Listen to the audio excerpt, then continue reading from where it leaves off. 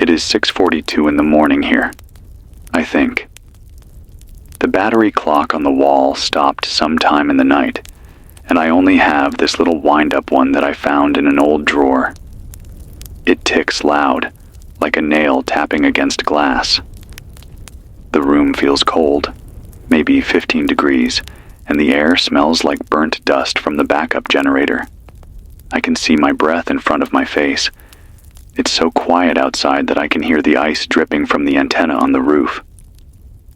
I'm sitting here in the small building that used to be a community radio station on the east side of Kansas City, the part of town where the street lights are always flickering, except now there are no lights at all, anywhere.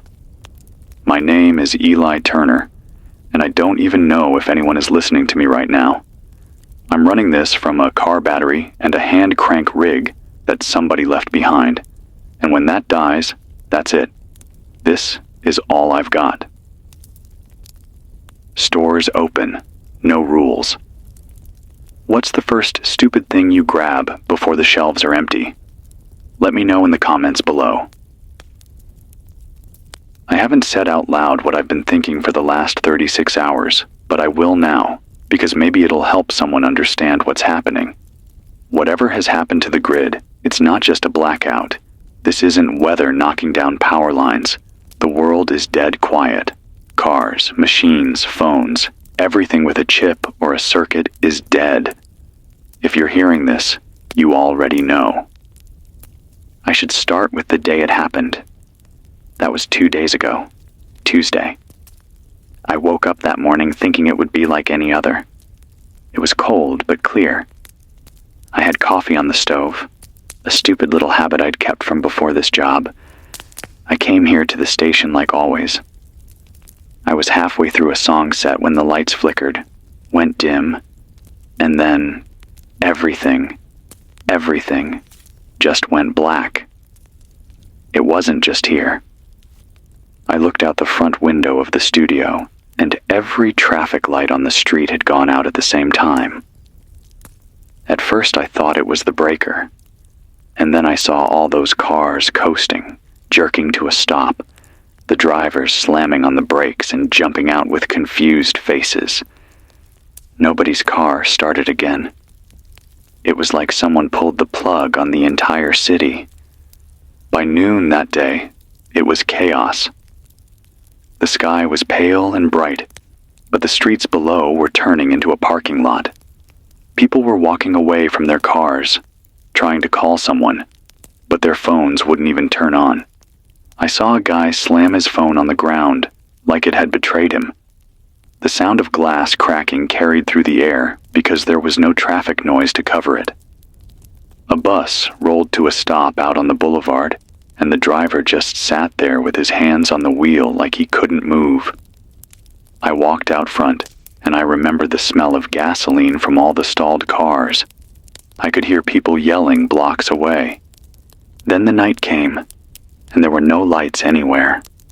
No hum of a fridge, no planes overhead, no glow from downtown. It was like the whole city was buried under a blanket. People used flashlights for a while. Then those batteries ran out, and it was candles and little fires. I could see shapes moving in the dark, hundreds of them. People carrying bags, dragging suitcases, some of them crying. I stayed in the studio that first night because the front door has a lock and the walls are thick. I lit every candle I had, and for a while I sat here in the silence. Then I heard glass breaking somewhere close. Not just one window, a whole series of them, and running footsteps, and a scream. I thought maybe I was imagining it, but then I saw an orange glow over by the old warehouse.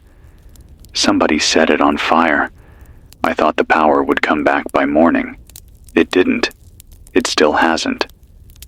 I don't know much, but I do know this isn't local.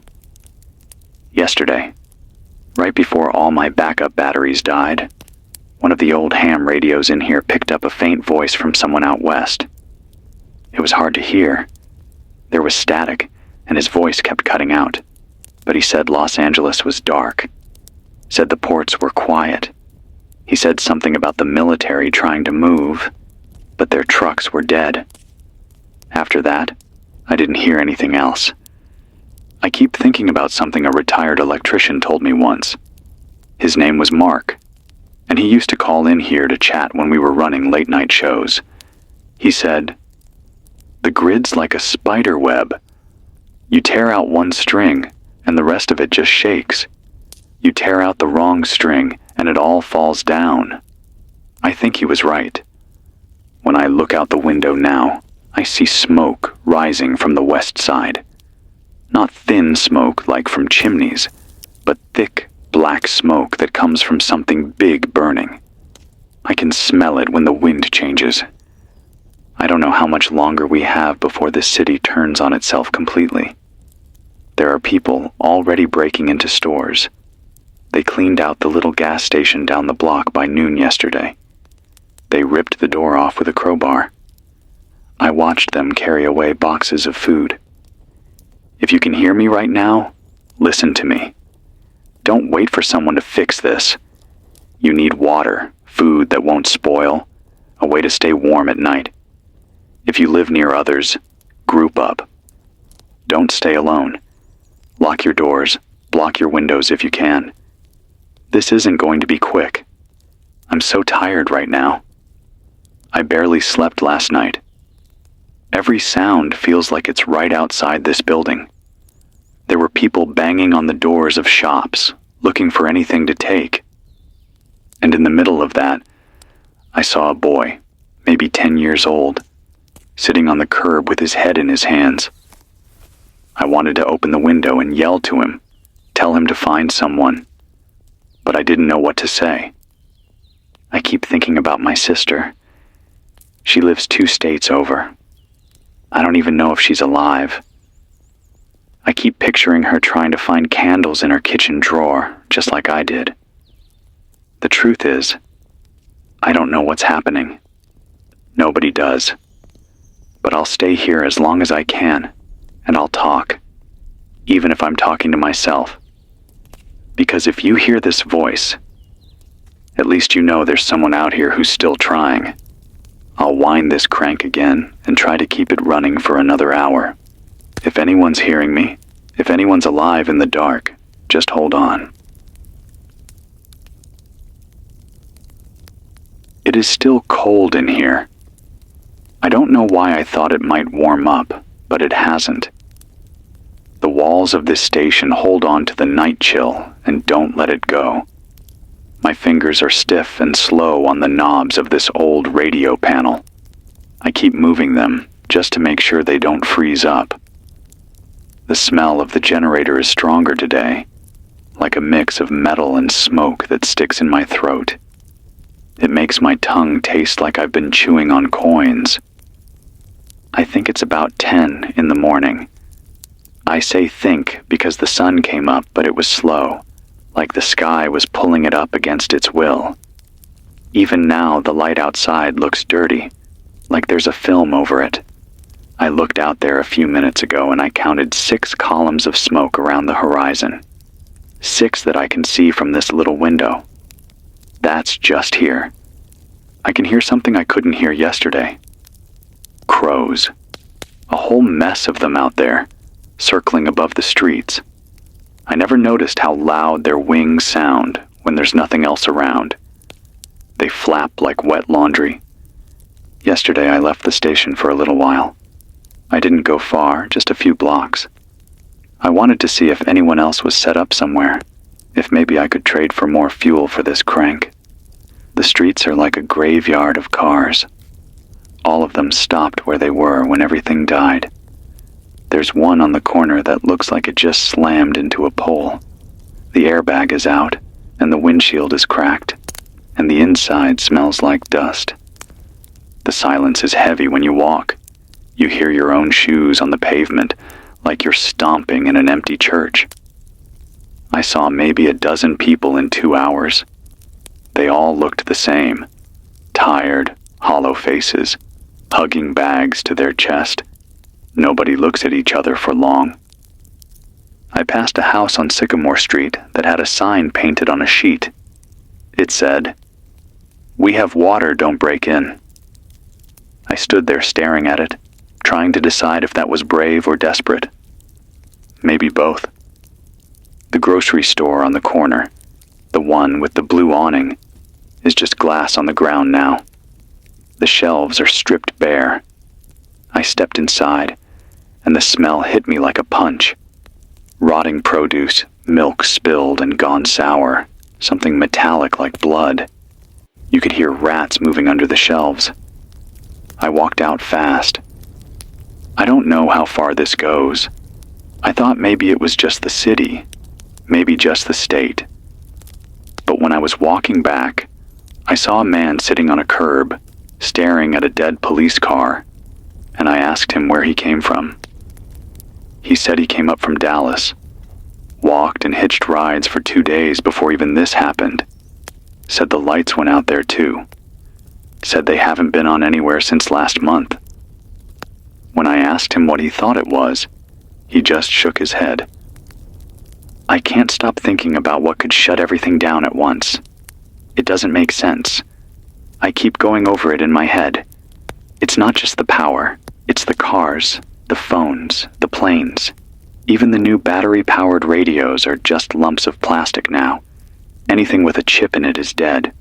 Only the old stuff works. The things people threw away years ago. I remembered an old guy who used to be an engineer. He told me once that all this new tech is like a chain. If one link breaks, everything stops. I never really thought about that until now. You know what I noticed last night? The stars. I don't think I've ever seen them like that before. Without the city lights, they're just everywhere. Millions of them. It was so bright up there and so dark down here that it made me dizzy. It was quiet except for a dog barking somewhere far away. I think people are starting to break. You can hear it in the way they talk, in how they move. Yesterday, I saw a woman at the corner of Maple and 11th. She was screaming at a group of men to stay away from her. She was swinging a broom like it was a sword. Nobody even tried to calm her down. They just kept walking. Last night, someone tried the back door of the station. They didn't say anything, just pulled on it, slow at first, then hard enough that the frame creaked. I sat here with my heart pounding, holding a wrench like that was going to do something. After a while, they stopped. I waited another hour before I even breathed normal again. I don't want to think about what happens when the food really runs out. Right now, people are eating whatever they can find. When that's gone, I don't know. I've been trying to ration what I have. A can of beans lasts me 2 days if I stretch it. Water's harder. The sink here ran dry yesterday. I've been filling up buckets from a leaking pipe in the back alley. It tastes like metal, but it's something. If you're hearing me, if you can get water, even dirty water, keep it. Let it sit. Use a cloth to strain it if you have to. If you can find bleach, a tiny bit can make it safer. If you can boil it, do that. Just don't drink it straight if it smells wrong. I'm saying this because no one else is. I think we all kept waiting for someone to come tell us what to do. Some voice on a screen, some man in a suit behind a podium. But that's not happening. Not anymore. I'll stay on this radio for as long as I can. If this crank gives out, I'll figure out another way. Because maybe someone out there is hearing this. Someone who's cold and scared and thinking they're alone. You're not. Not yet. I hope my sister hears me. I keep talking like she might. I don't know how long this city will hold. I'll keep watching the smoke. I'll keep counting the days. And I'll keep telling you what I see. If you're out there, hold on to whatever you've got. Hold on to each other if you can.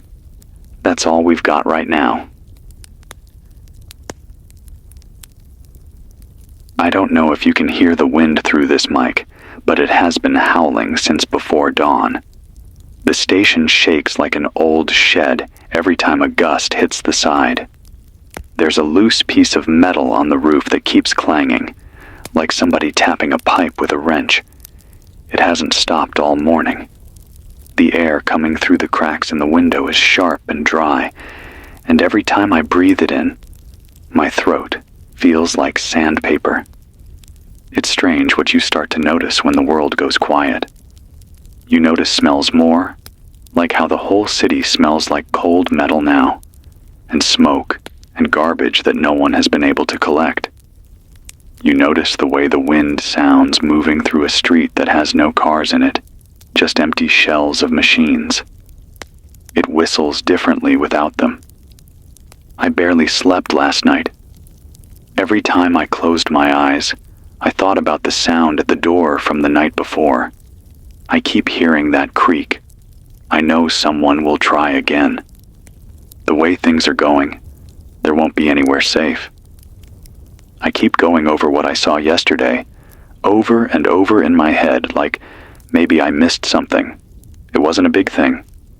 Just a moment. I was walking back from that broken grocery store, and I heard a noise coming from behind the library. At first I thought it was an animal, like a dog stuck somewhere, but when I looked around the corner, there were 3 kids crouched by the dumpsters. 2 girls and a boy, all of them filthy, hair matted, wearing clothes that looked like they hadn't been washed in weeks. They were pulling food out of a torn trash bag. There wasn't even anything good in there, just scraps. The oldest girl saw me and froze.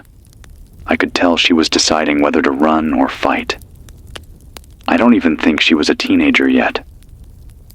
She picked up a piece of wood, just a broken stick really, and held it like she would swing it. I held my hands up and told her I didn't want anything. My voice came out hoarse. She didn't say a word, just kept her eyes on me until I walked away. I wanted to give her something, anything. But I didn't have anything on me, except a little bottle of water.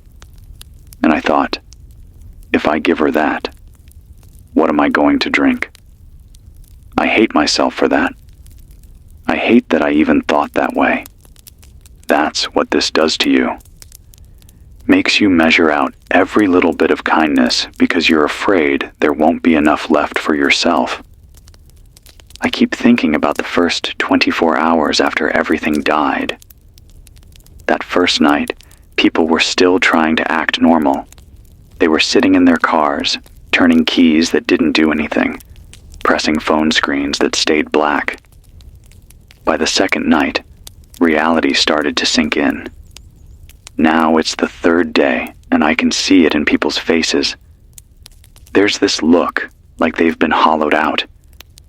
Something's happening over by the hospital. I walked that way early this morning, just far enough to see the building. There's a barricade of cars around it. People dragged them across the road. I could see shapes moving in the parking lot. It looked like they were trying to keep people out. Or maybe keep something in. I don't know. I didn't go closer. I passed a man on the way there who said the hospital ran out of backup power yesterday morning. He said the generators just stopped, same as everything else. Said the nurses were trying to keep people alive with nothing but their hands. He said the ICU went silent 1 room at a time. I can't stop hearing that in my head. 1 room at a time. This thing that happened, it doesn't feel like an accident. It feels like someone flipped a switch. All at once. You know, before all this, I used to think the city was loud. Always something buzzing or honking or humming. And I hated it. Now I'd give anything to hear 1 normal sound again. Just 1. When I was out there earlier, I found a newspaper on the ground. It was from 2 days before this all started. It's weird to see something printed now, like a message from another planet. The front page was about the economy, about stocks dropping. That feels so stupid to even care about now. None of that means anything anymore. I keep wondering how far this has spread. The man from Dallas made it sound like it's not just us. If this is everywhere, I don't even know what that means. Last night, for a few minutes, I thought I heard a radio signal. It was faint. I cranked the handle on this generator until my arms burned, and I turned the dial so slow it felt like I was turning it through mud. And for a second, there it was. A voice, faint, from somewhere. I couldn't tell what it was saying. The words were lost in static. Then it was gone. I don't know if it was real, or if my brain made it up because it wanted someone to be out there. This station used to be so alive. Music, voices, phones, ringing. Now it's just me talking to an empty room. I don't know if anyone else is out there listening, but I keep talking because I'm afraid of what will happen if I stop. I can't stop thinking about my sister, about how I used to ignore her calls sometimes because I was busy. Now I'd give anything to hear her voice. If she can hear me, I'm still here. I'm okay for now. I'm trying. If you're out there and you can hear me, take this serious. Whatever food you have, make it last. Whatever water you can find, make it safe. If you can find an old battery-powered radio or an old car without any computer parts in it, keep it. Those are gold now. And don't be alone if you can help it. Alone feels safe at first. But when you're alone too long, you start to hear things that might not even be there. The wind is picking up again. I can hear it howling down the empty streets. I'm going to try and stay awake today, even if it's just to keep winding this crank. I'll stay on as long as I can. If you hear this voice, know that I'm out here. You're not alone. Not yet. I don't know how much time has passed since I last talked into this thing. It might have been an hour. It might have been 3. Time has started to stretch out like gum pulled too far. I keep looking at that little wind-up clock on the desk and watching the hands creep forward, but they don't feel right anymore. The sun is low now, hanging in the sky like a coin that doesn't want to drop. Everything outside is gold and gray. Today feels different, heavier. The air outside is dry, but it has this smell, like burned plastic mixed with something chemical. It's sticking in my nose even now. When I looked out the window earlier, I could see the smoke thicker than before. Whole strips of sky look painted in black. I went out again earlier, maybe 2 hours ago. I don't know why. Curiosity, maybe. Or maybe I just wanted to remind myself there are still people out there, that I'm not talking to ghosts. The streets look worse today. Yesterday, it was cars stopped like they'd just frozen. Now there are gaps where people have dragged some of them away. A few are tipped over like someone tried to use them as a barrier. Glass covers everything. It crunches under your feet like ice. I walked past a laundromat where the front window was shattered. Inside, all the machines had their doors open like mouths gasping. People had taken every piece of clothing, every scrap. There was a pile of single shoes in the middle of the floor, and I stood there staring at it for a long time. It felt like a monument to everything we left behind. I heard shouting on the next block, not just one voice, a crowd. I stayed back and listened, peeking around the side of a building. There must have been 30 people gathered in the street, all around a delivery truck that had been pushed by hand. It was empty. They were fighting over who would take it apart for scrap. I saw one man swing a metal bar at another. No one stopped him. I stayed hidden until it died down, and then I walked the long way back. On my way back, I passed by a park. You know those benches that used to be full of people eating lunch or staring at their phones? Now they're full of families, all huddled together under blankets, using trash bags to cover themselves from the wind. Kids too tired to cry, just staring at the ground. I think the hardest thing I saw today was a man holding his wife's hand, both of them sitting on a curb. They weren't talking, just sitting there, looking at nothing. That look on their faces, it's the same look I've been seeing everywhere. Like something inside broke and they don't know how to fix it. There's something happening in the city that I don't like. People are grouping up, but not like neighbors helping neighbors. It's gangs now, small groups who roam around together, looking for whatever they can take.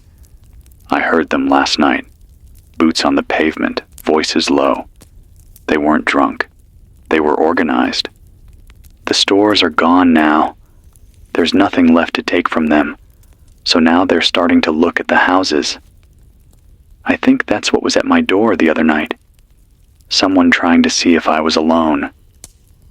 I found a little food today, a bag of rice in a cupboard in the back of a closed restaurant. It felt like winning the lottery.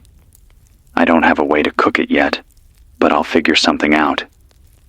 I keep thinking about the way the air feels when you walk through this city now. It's not just quiet, it's heavy, like the city itself is holding its breath. I don't know what's happening in the rest of the country. Nobody does. If anyone out there knows, I hope you're trying to reach people. Even a faint signal. Anything. I can't stop thinking about a guy named David who used to come on my show sometimes. He was a science teacher before he retired. Always had these big ideas about what could happen to the grid. He used to say, all it would take is one good solar flare or one really clever attack, and we'd be back to candles in a day. I remember laughing when he said it. We all laughed. I wonder if he's out there now thinking, I told you so. I don't know if this was an attack. Maybe it was something natural. Maybe it was something no one saw coming.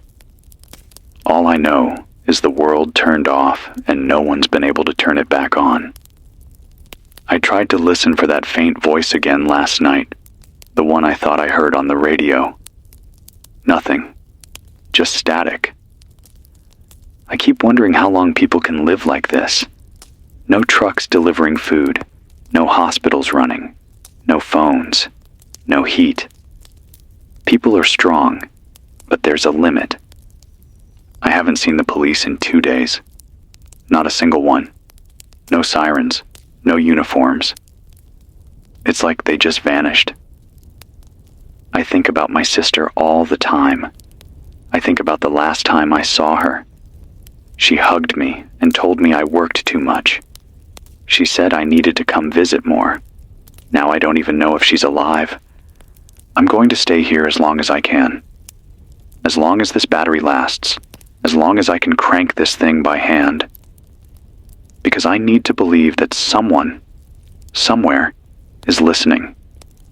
If you are listening, find someone to trust. Don't wait for help that isn't coming. Store whatever food and water you can. And at night, keep a candle close, but keep it low. The darker it is, the more your eyes will adjust. I'm tired. My arms are sore from turning this crank all day. My throat is dry. My hands are shaking as I talk. I just want you to know that I'm still here. You're not alone. Even if everything else is gone, this voice is still here. Hold on. I didn't think I'd still be able to talk today. My throat is raw from breathing in all this cold, dirty air and from talking into this mic for hours. But silence feels worse now. If I stop talking, the quiet in this place feels like it will swallow me whole. The sun went down a few hours ago. I don't have a clock that I trust anymore, but judging by how dark it is outside, it's late. The street is empty. Even the groups that walk around in the day seem to disappear when it's this dark. Maybe they know better than to be out now. Maybe they're saving their strength. The city at night now doesn't even look like a city. It's just shapes. Black buildings against a black sky with faint stars in between. Sometimes you can see little dots of orange here and there where someone's burning wood in a barrel or in a fireplace, but it's all scattered, little tiny islands of light floating in an ocean of dark. I lit a candle in here, and it's burning slow, the wax pooling up like syrup. The flame is small and quiet. I've been staring at it for so long, I can see the shape of it even when I close my eyes. Tonight, I can hear something new. Sirens. Not the old wailing kind, but short bursts, like alarms. Not from police cars. Those are still dead. These are voices yelling in a rhythm, human sirens. I can hear them faint, far away, coming from the west. Then they stop. Then they start again.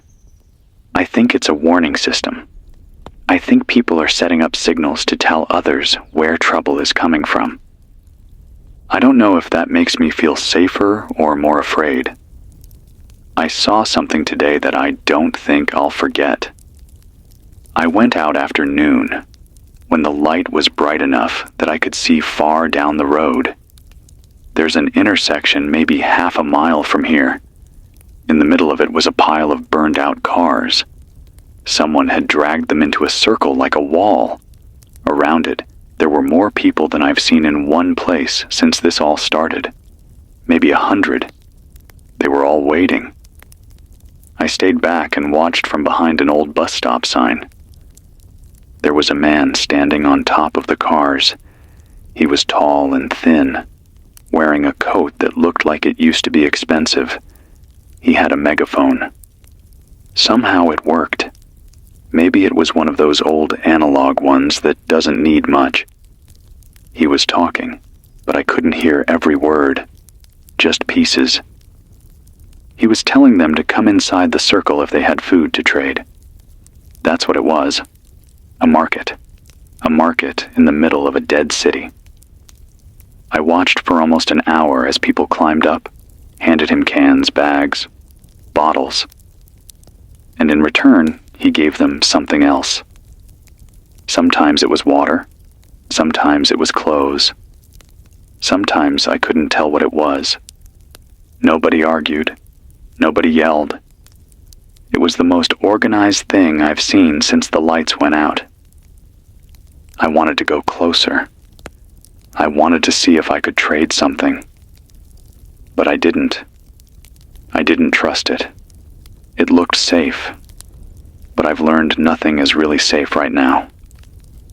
I walked back slow, past the rows of silent houses. A lot of the windows are boarded now. I saw one that had the word, "Leave," spray painted on the front door. On the way back, I stopped in front of a hardware store. I don't know why. Habit, maybe. I thought maybe there'd be something useful. But it was locked tight, and the glass had already been smashed. Inside it was stripped bare, just shelves and trash. I looked around, and there wasn't a single sound except for my own breathing. That's when I realized something else. The birds are gone. Yesterday there were crows everywhere. Today, nothing. I don't know where they went. Back at the station, I found a note under the door. Just a torn piece of paper. It said, "We know you're in there. We'll come back." I sat there staring at those words for what felt like forever. I still don't know who wrote it. Maybe it's nothing. Maybe it's everything. I keep the back door blocked with a table now. There's something I want to talk about because nobody else can. Food. If you're hearing this, if you're out there somewhere and you still have food, you need to start thinking long term. Don't eat all the good stuff now. Save what you can. Learn how to make things stretch. If you have rice or beans, cook small amounts. If you have canned food, don't drink all the liquid. That liquid can be your water later. And if you can, try to stay warm without eating so much. Cold burns through calories. I wish I had more to give than just words. I tried again tonight to pick up that faint radio signal. Cranked the generator until my hands ached. Nothing. Only static. Every now and then, though, in between the static, there's a tiny flicker, like someone out there is trying to talk, but they're too far away. I keep hoping I'll hear a voice, even just a whisper. The candle is burning lower now. The wax is dripping down the side, making a mess on the desk.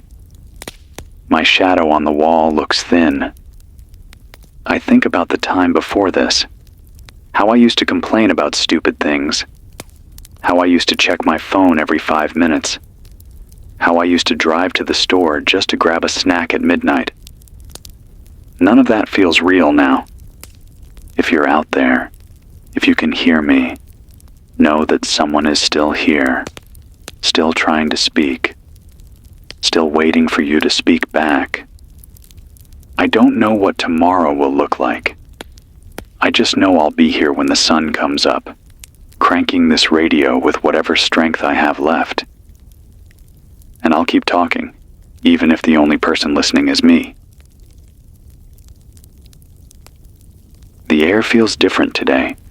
It is still cold, still heavy, but there's a wet smell in it now, like something is rotting far away. When the wind blows the right way, it comes through every crack in these walls and clings to the inside of my nose. It is faint enough that it is easy to pretend it is nothing, but I know what that smell is. I smelled it once when a grocery truck overturned years ago in the summer. Food that has been left out too long, mixed with garbage and something worse. It is quiet outside, but not the good quiet. It is a waiting kind of quiet. The sky was gray all morning, and now it is a flat silver that makes the world feel smaller. I keep watching the street because I feel like I am supposed to see something coming, but nothing ever comes. I do not know what day it is anymore. I have been scratching lines into a piece of wood with a nail I found just to keep some count. There are 6 lines now. Maybe it has been 6 days since the power died.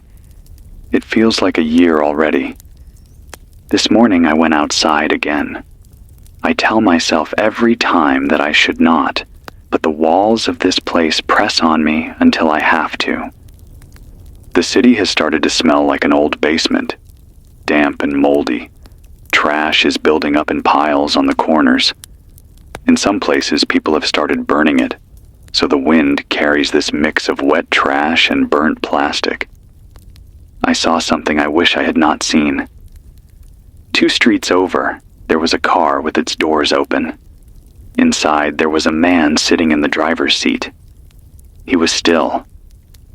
I thought maybe he was asleep, but when I got closer, I saw his lips were blue. His hands were folded on the steering wheel, like he was praying. I did not go any closer. I just turned and walked the other way. I am saying this because I want whoever is listening to know that this is not going away soon. People are starting to die. Some quietly, like that man. Some louder. I heard gunshots last night. Not far. 4 cracks in the dark. I froze and waited, and then there was silence again. There are more barricades now. People are pulling cars into the streets to block off their blocks. They use old furniture too. Couches, dressers, anything heavy. It makes the streets like a maze. I passed a group of men today who were tearing apart a car with crowbars. They did not even look up when I walked by. They just kept pulling. It made this squealing sound that echoed through the whole block. At the edge of the old post office, there was a wall of broken mailboxes. People had smashed them open. Letters were scattered everywhere. I picked one up. It was from a mother to her son. She wrote about how proud she was of him. The paper was wet and hard to read, but I could see her handwriting. I do not know why, but I folded it up and put it in my pocket. Maybe I just did not want it to be left there on the ground like trash. I did not go far today. My legs are getting weaker. I have been eating very little. A few handfuls of dry rice and the last of a can of beans. I can feel the tiredness deep in my arms when I turn this crank. Every night I try the radio. I keep spinning the dial. Slow, slow, listening for anything. Last night I thought I heard music for a second, like a piano. Just a few notes. Then static swallowed it. I wish I knew how wide this blackout is. I wish I could tell you that this is just here. But every person I meet says the same thing. They came from another city. It was the same there. I met a man named Rob yesterday. He came from St. Louis. Said he walked and sometimes rode a bike that still worked because it was an old one. No electronics. He said St. Louis was dark 3 days before this place went dark. He said the Mississippi was full of boats just floating with no engines, people yelling across the water to each other. He said nobody knows what to do. He also said he heard a rumor. He said someone told him the military bases are dead too. Nothing works there. Trucks, planes, radios, all dead. I keep thinking about that. If that is true, there is nobody coming. Rob asked if he could stay here with me. I told him no. I hated myself for saying it, but I do not know him. I do not know what he might do when he gets hungry. He nodded and left. That is what this world is now. People trying to trust each other and failing. It rained a little this morning. Just a thin drizzle that made the streets shine. I went outside and opened my mouth to the sky like a fool just to taste something fresh. I found an old metal coffee can in the break room here. I put it outside to catch water. It is not much, but it is something. I am trying to remember all the things people used to say about surviving without power. Keep your water clean. Keep your body warm. Do not waste your energy. Stay hidden at night. I wonder if we will get used to this. If this will start to feel like normal after enough time. The market at the barricade is still there. I saw it again today from far away. More people now. They have a system. They let people in one by one. You trade what you have, and you get something else. No shouting, no stealing. It almost looked like hope. But hope can be a trap too. There was a kid sitting on the curb near the market, maybe 7 or 8. He had a piece of paper in his hands and a crayon. He was drawing something. I wanted to know what it was. Maybe a house, maybe a face. I did not ask. I came back here as the light started to fade. I have been here for hours now, talking to keep myself from falling apart. I do not know what tomorrow will bring. Maybe more rain. Maybe more fires. Maybe nothing at all. I will keep talking. If you can hear me, know that I am still here. You are not alone. Not yet.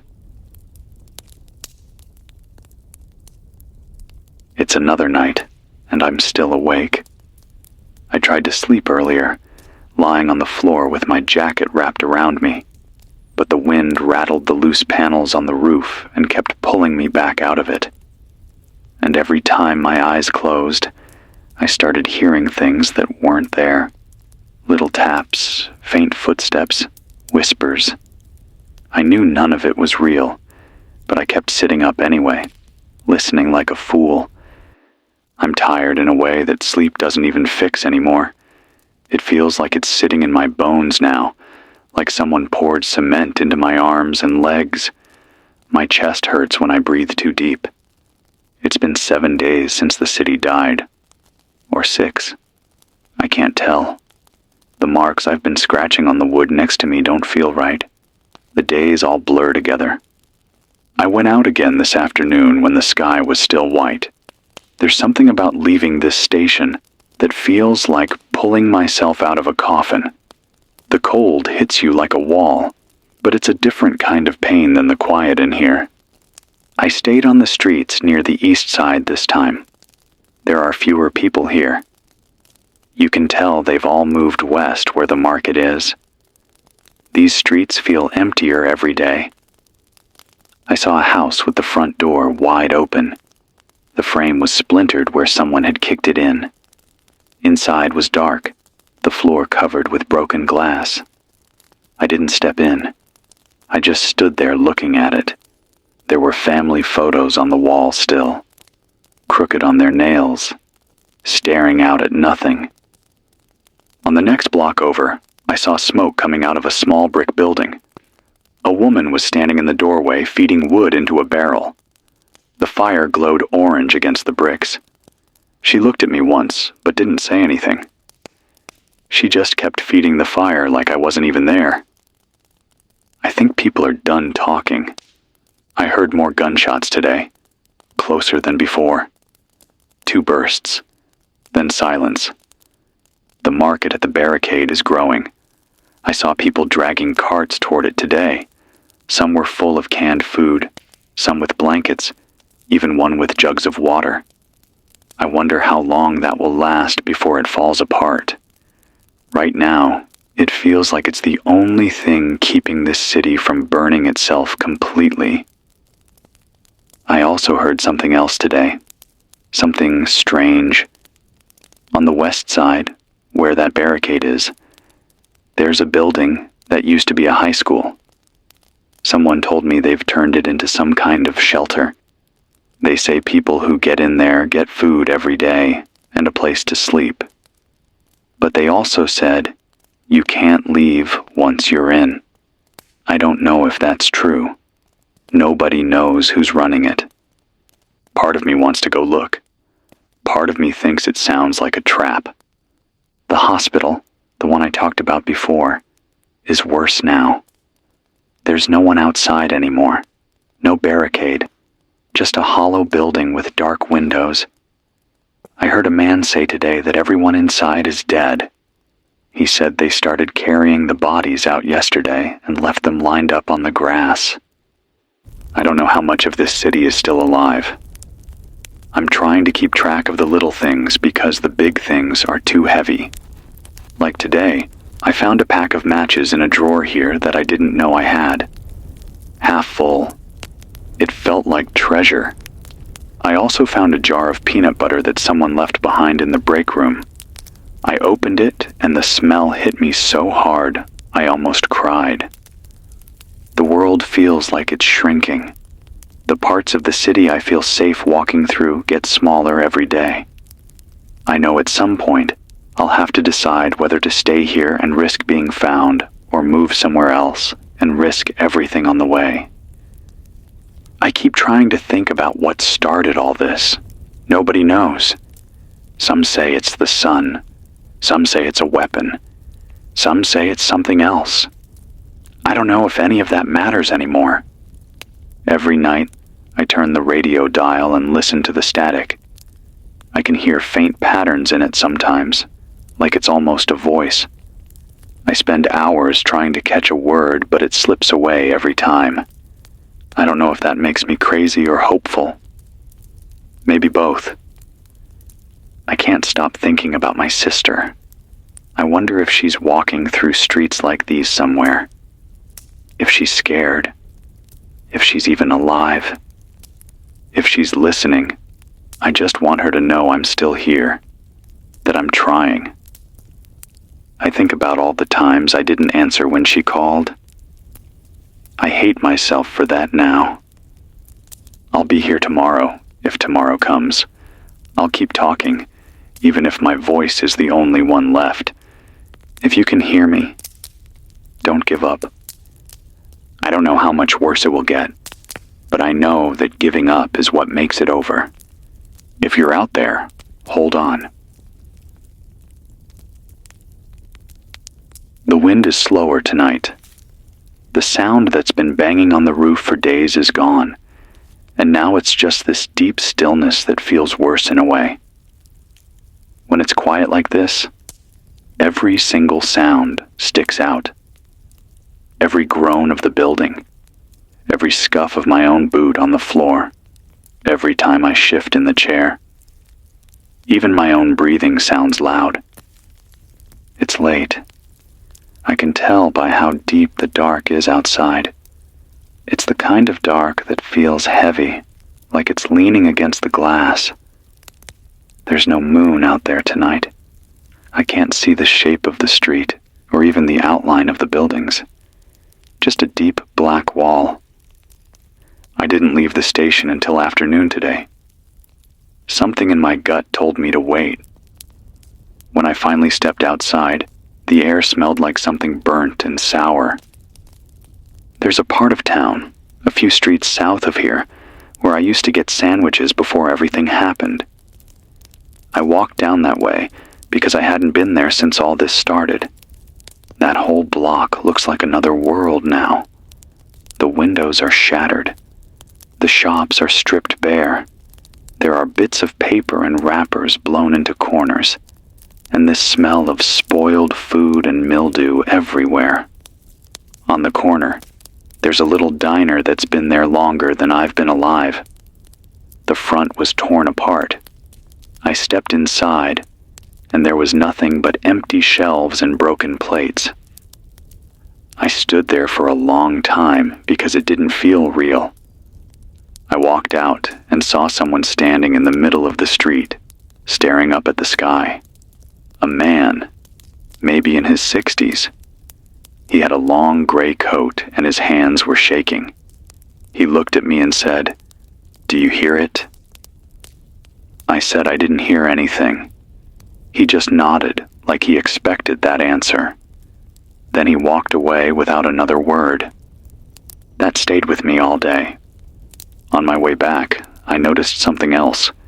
People have started painting symbols on doors. Not words, shapes. 3 lines crossed, a circle with a line through it, a triangle. I don't know what they mean yet. Maybe it's a way to show which houses have food or water, or maybe it's a warning. I saw a group of people dragging something heavy down the street. I couldn't see what it was. They were moving slow, heads down, not talking. At the barricade where the market is, things are changing. It's bigger now, like a little village. There are tents, and someone has hung sheets up as walls. They even have a few fires burning in metal drums. I stayed back, but I could hear voices clearer today. They weren't shouting. They were chanting something, over and over. It made my skin crawl. On the way back, I saw the first fight between neighbors, 2 houses across from each other, a man and a woman yelling, both holding sticks. I couldn't hear every word, but I caught water and mine. I left before I saw how it ended. It's like everything's starting to crack open now. I keep thinking about the man who said, "Do you hear it?" I keep thinking about what he meant. When I got back here, I locked the door and put the table back in front of it. I sat down and just listened. And for a second, I swear I heard something faint outside. Not a person, not an animal. Just a low hum, like something vibrating under the ground. It went away before I could be sure. I tried the radio again tonight. Nothing but static. I kept turning it slow. I thought I heard a whisper once, but maybe that was just my head playing tricks on me again. I don't think I've ever felt so alone in my life. I know I keep saying this, but if anyone can hear me, don't wait for help. Start figuring out how you can live without it. If you have a way to catch rain, do it. If you have old tools, hold on to them. If you have a neighbor who still talks to you, talk back. You're going to need each other. I wish I could tell you that things are going to get better. I don't know if that's true. I keep thinking about my sister. I wonder if she's cold right now. If she's hungry. I talk out loud to her when I'm not on the mic, just so I don't forget what her voice sounded like. It's getting colder in here. I can see my breath again. I'm going to wrap myself in everything I can find and try to make it to morning. I'll be here when the sun comes back, if the sun comes back. I'll keep talking. If you're out there, you're not the only one awake in the dark. Not yet. It feels like the walls are closing in on me today. I don't know if it's just my head or if the air in here has gotten heavier. My breath hangs in the cold like smoke. The floor feels harder than it did yesterday. Even sitting in this chair, it feels like the whole building has sunk a little deeper into the ground overnight. The quiet is worse now because I know what it means. It means people aren't just hiding anymore. They're waiting. I went west today, further than I've gone since all of this started. I kept to the side streets, walking slow, making sure I could always see at least 2 ways out. The buildings get taller out there, and the streets are blocked with cars that have been moved into strange patterns, not just dumped, placed like walls. The closer I got to the barricade market, the stranger it felt. It's not just a market anymore. It's a camp. They've built walls out of stacked cars and wood, and at the gaps there are men standing guard. Real guards, not just scared people. They have metal pipes, bats, crowbars, and I saw 2 with hunting rifles. Old ones, but working. I didn't get close enough for them to see me. I watched from behind a pile of scrap and just waited. People walked up in groups, carrying whatever they had. Bags on their shoulders, plastic bins, even buckets.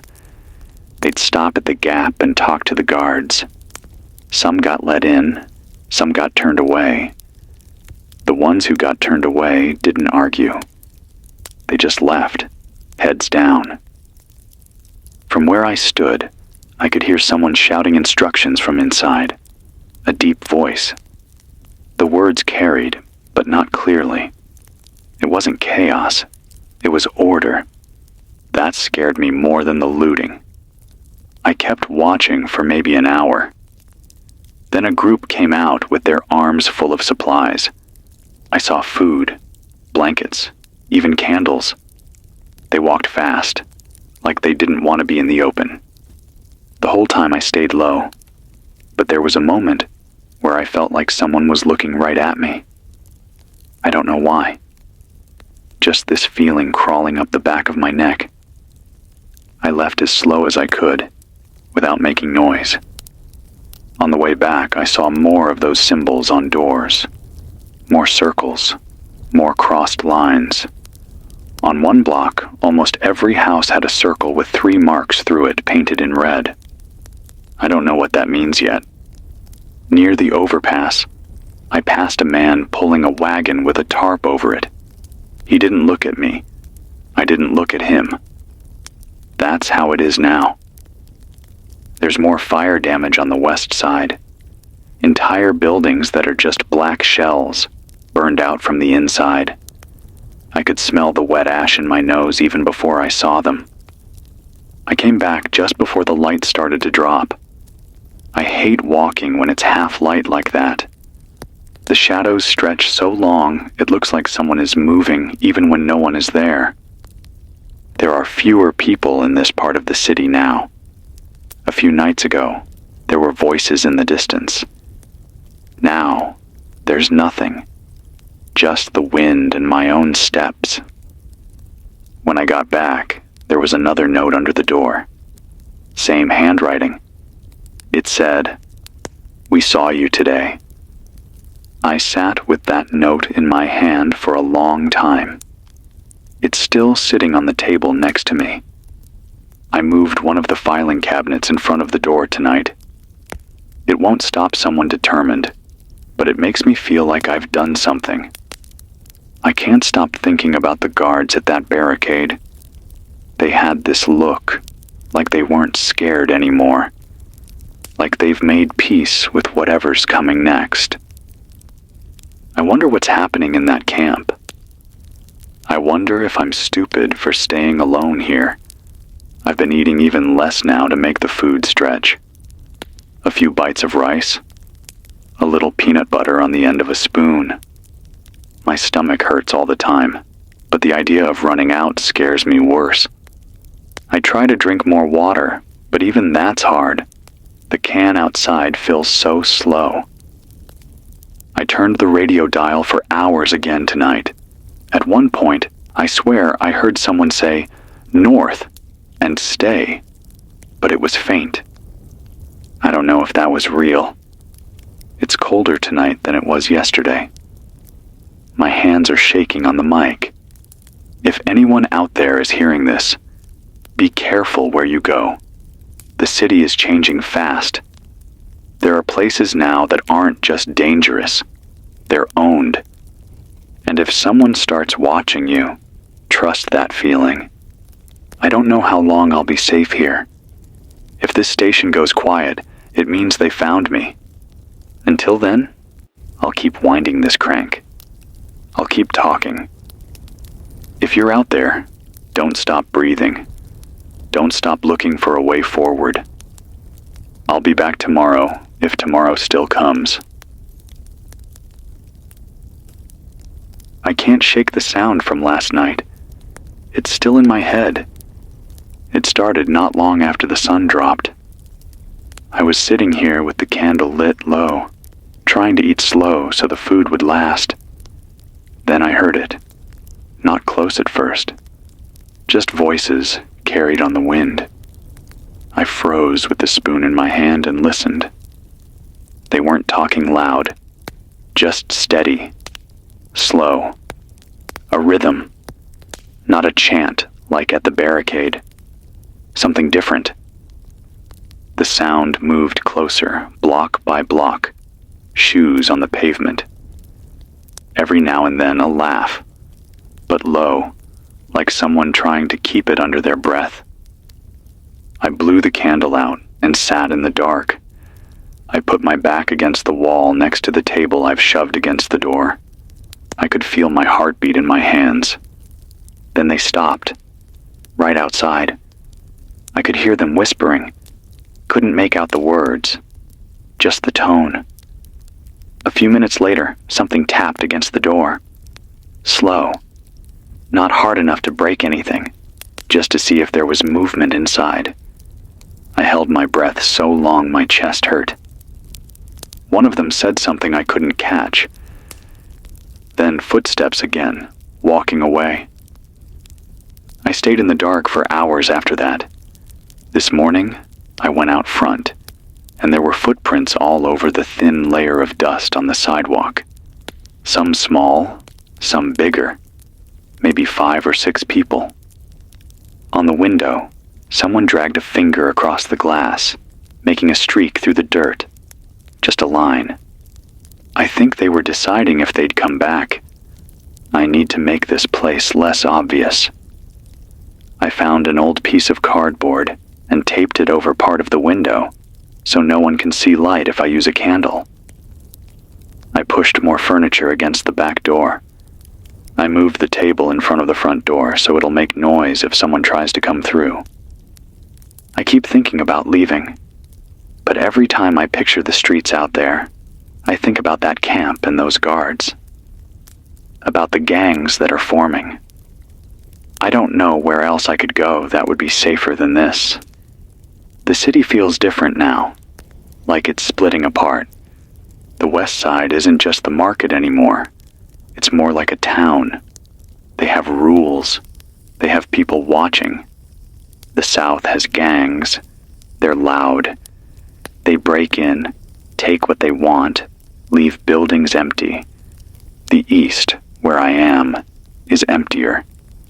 People hide here. The north, I haven't been there. I keep hearing the word north from that faint voice on the radio, and now I can't decide if that means it's safe or dangerous. Every day the symbols on the houses grow. More circles. More lines. On one block today, I saw a new one. A red handprint on a door. A big one. Just one print. I don't know what that means, but it made my stomach drop when I saw it. I walked back fast after that. There was a boy sitting on a step near there, maybe 12.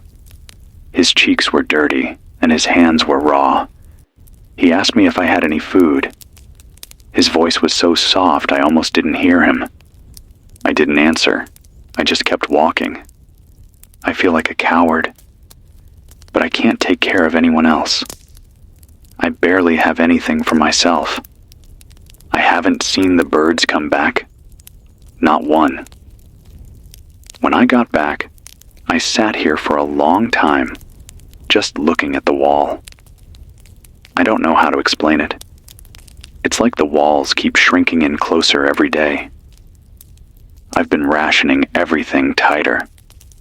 I chew slower, drink slower. I've even stopped talking as much to save my throat. I still try the radio. Still nothing clear. Tonight, I caught a faint rhythm, like tapping. 3 quick, then a pause. 3 quick, then a pause. It could have been nothing. I can't stop thinking about the footprints outside. I know they're going to come back. I don't know if they'll wait for me to leave or try the door again. If anyone hears this and you're alone, do what you can to make your place look empty. Cover your windows. Don't let anyone see your light. And if you can, sleep with your back against the wall. I'm tired.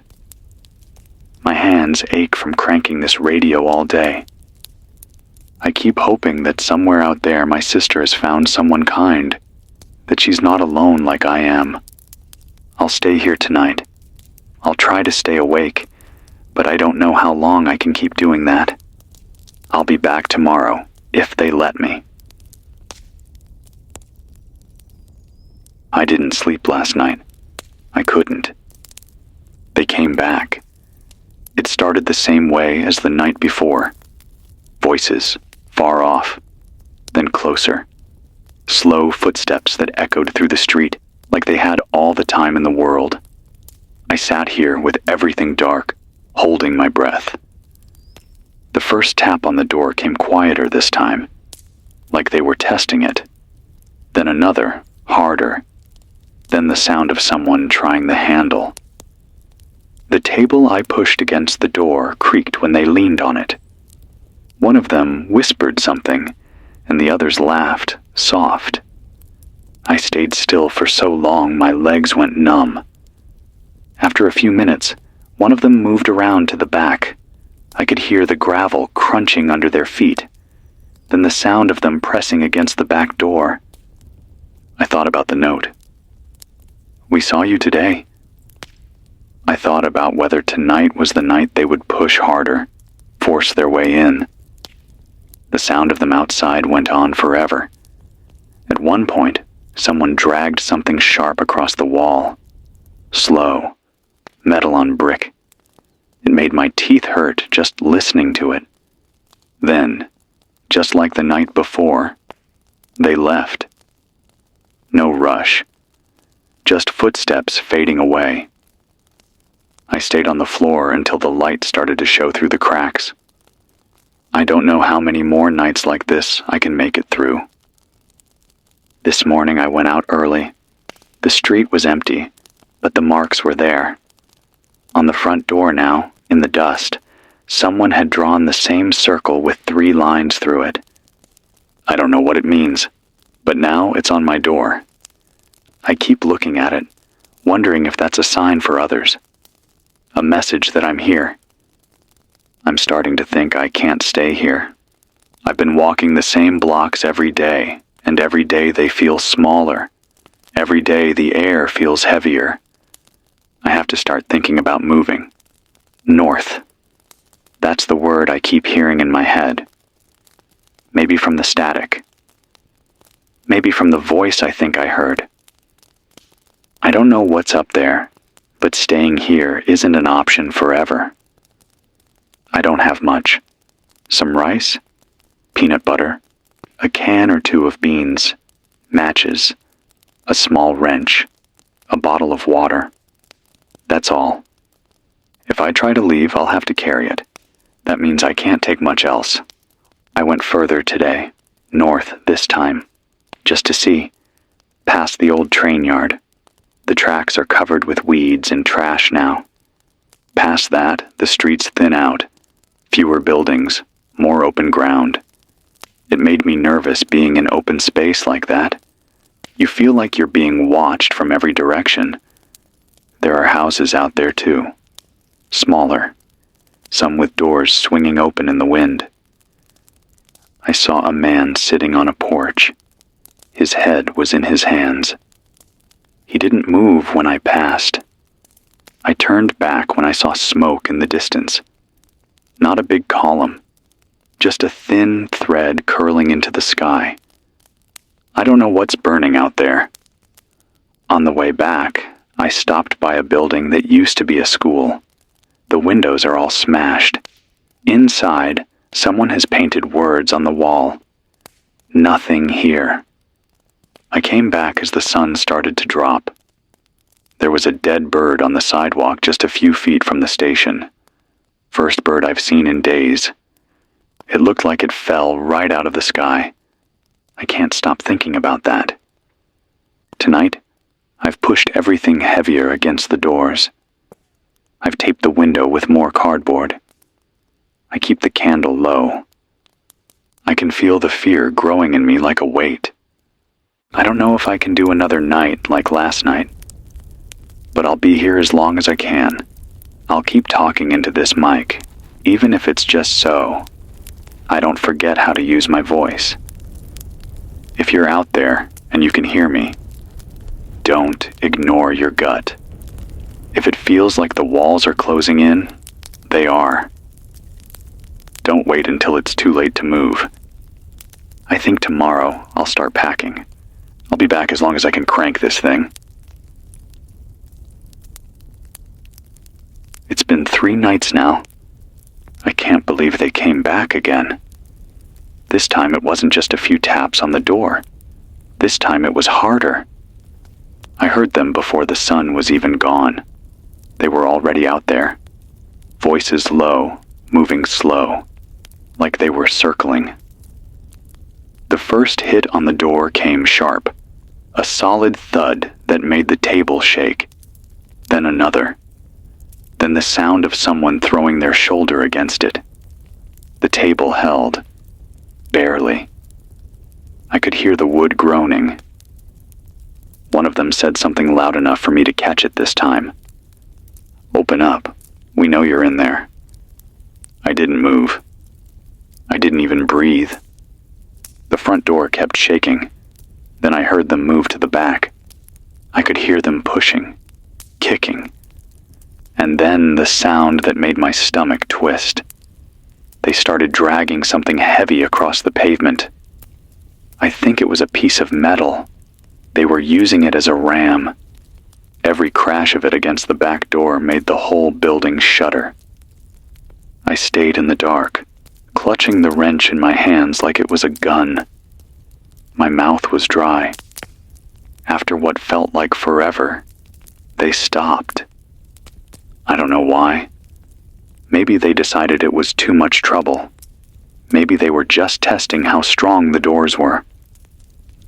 I sat there on the floor for hours after they left, listening to every little sound, waiting for them to come back. They didn't. When the light came through the cracks this morning, I opened the back door. There are dents in it now. Big ones. On the ground next to it, they left something. A rock with a circle painted on it. 3 lines through it. They know I'm here. I can't stay. I spent the morning going through everything I have, trying to decide what I can take, trying to picture myself carrying it. A bag of rice, 1 can of beans, a jar of peanut butter that's almost empty, the matches, a plastic bottle of water, a small wrench, 2 candles. That's all I have that matters. Everything else has to stay. I'm going to leave in 2 days, maybe sooner, if they come back again tonight. I've been looking north. I know it's dangerous. I know I might not find anything. But staying here means waiting to die behind a locked door. I've been thinking about the voice I thought I heard on the radio. North. Stay. I don't know if that was real or not. I just know I keep thinking about it. I've started planning my way out. I'll take the alleys behind the station, past the train yard, stick to side streets, avoid the camps and the gangs, keep my head down. I'll have to leave before dawn when it's darkest. I don't know how far I'll get on foot, but I have to try. I think about my sister all the time now. Maybe she went north too. Maybe that's where she is. If you're out there, I'm heading your way. Tonight, I'll keep the candle low again. I'll keep the doors blocked. If they come back tonight, I won't wait anymore. I'll leave. I'm scared. I won't pretend I'm not. I don't know what's waiting out there, but I know what's waiting here. And I can't do another night like this. Last night broke something in me. I knew before the sun went down that it was coming. There's a way the air feels now when something bad is on its way. It goes still, heavy, like the city is holding its breath. I kept everything dark. I packed my bag. I kept it next to me on the floor. My shoes were already on. And then they came. I heard them before they even hit the block. More of them this time. More feet on the pavement. Low voices, closer together. They didn't start slow this time. They didn't tap.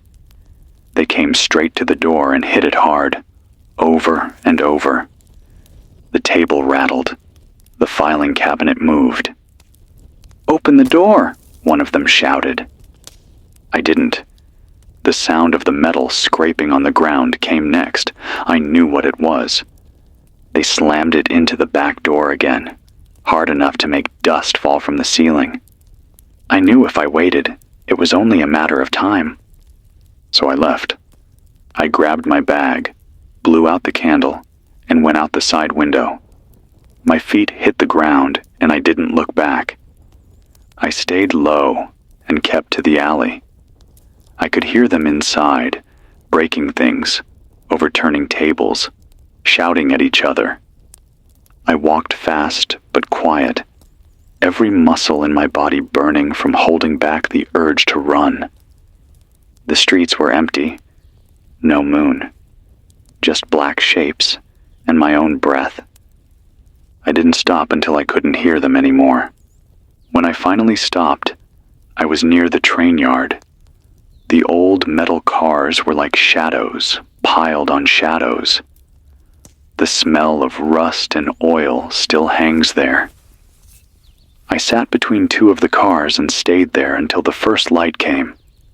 I didn't sleep. I couldn't. This morning I started north. I don't know how far I got. My legs ache, and the strap of the bag has rubbed a raw spot into my shoulder. The city changes fast out here. Fewer tall buildings. More open ground.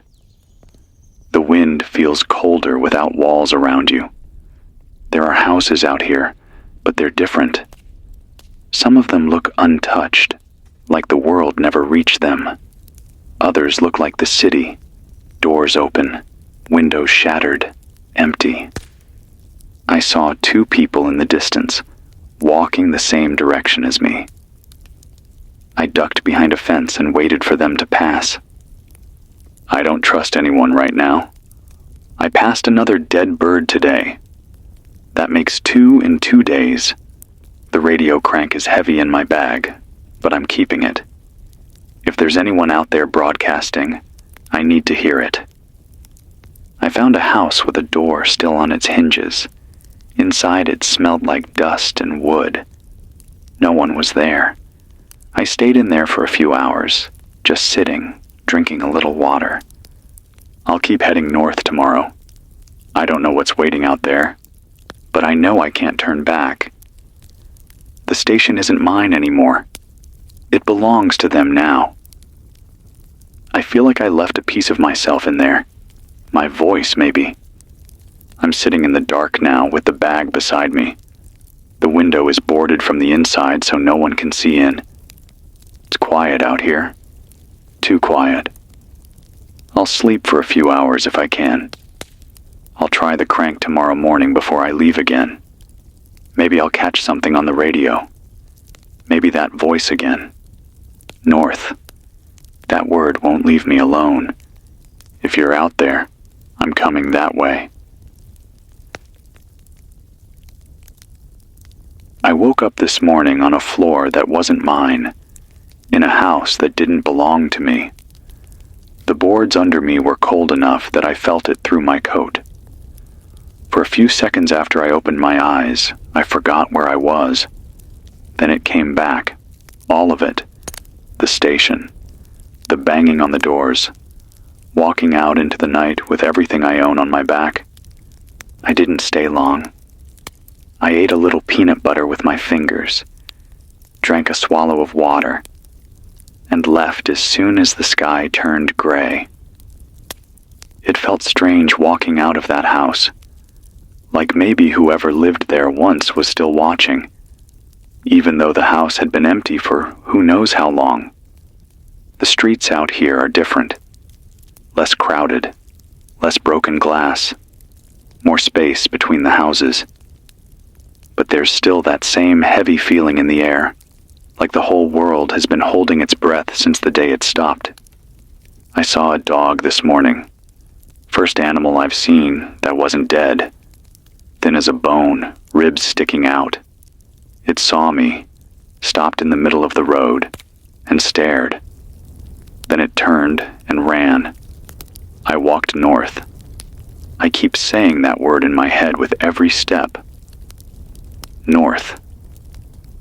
After a while, the city started to thin out. The buildings aren't tall anymore. The pavement is cracked with weeds growing up through it. There are fields out here, empty lots that have turned to wild grass. It feels exposed. Out in the open like that, you know there are eyes on you, even if you can't see them. I walked close to fences and walls, keeping low. I passed a gas station with the roof torn half off. The windows smashed. The pumps are just empty shells now. I went inside. There wasn't anything left. Just a smell of mold and old oil. Behind the counter, I found a single, unopened bottle of water. The label was peeling, but the seal was still on. I took it and left. A few blocks further, I found an old bike leaning against a fence. One of the tires was flat, but it was the kind with no electronics, just metal and gears. I thought about taking it, but I don't know how far I could get on one flat tire. I left it where it was. The silence out here is different. In the city, there were at least faint sounds, metal shifting, voices far away. Out here, there's nothing. No birds, no bugs, not even the wind for long stretches. I can hear my own steps like they're too loud. I stopped in the middle of the road and just listened. And I realized I haven't heard an engine in days. Not one. Not even from far away. I thought about the man who said the bases were dead. The trucks, the planes, all dead. The world has gone still. Around noon, I saw people ahead of me. 2 of them. They were walking the same way. I hid behind a low wall and waited for them to pass. I could hear them talking, but I couldn't make out the words. They didn't look back. I waited a long time before I started walking again. I found a stream just outside of a row of houses. The water is slow and muddy, but it's the first moving water I've seen since all this started. I filled one of my bottles. I'll let it sit overnight and strain it through a cloth. I saw a line of houses that looked untouched, doors still closed. No spray paint, no symbols. I walked past them without stopping. I don't know why, but I feel safer out in the open than inside now. By late afternoon, the sky started to change. Clouds, low and dark, rolling fast from the west. The wind picked up, but it felt thin, like it was coming from far away. I found another house with the door half off its hinges. Inside, there was a smell of wet carpet. I checked the rooms one by one. Empty. This is where I am now. I've blocked the door with a table. My bag is next to me. The sky outside is still light, but it's going to be dark soon. I've been sitting here with the crank in my lap, turning it slow, listening. For a long time, it was just static. Then I heard something. Not a voice, not words, a sound. Low, almost like a hum. It faded in and out. It wasn't the wind. It wasn't the static. It came and went 3 times and then it was gone. I don't know what it was. It's still in my head now. That sound. I'm going to try to sleep early tonight. I need to be moving again before the sun comes up. I don't know what's north, but I'm going to find out. If anyone hears this, keep moving if you can. Don't stay in one place too long. I'll talk again when I can. I left before the light this morning. The sky was still black, but there was a faint gray line on the edge of the horizon. I wanted to be ahead of anyone else who might be moving. I packed up in the dark, tightened the straps on my bag, and stepped out of that half-broken house without looking back. The air was cold enough that I could see it when I breathed. My shoes made this soft crunch on the gravel as I walked. North. That's all I think about now. The city is mostly behind me. Out here, it's different. No tall buildings, no streetlights leaning over the road. It's open. The road is cracked and covered in weeds. Sometimes there's just dirt where the pavement used to be. There are ditches full of water that smells like metal, and dry cornfields on both sides, the stalks dead and gray, like thin skeletons standing shoulder to shoulder. It's quiet. Too quiet.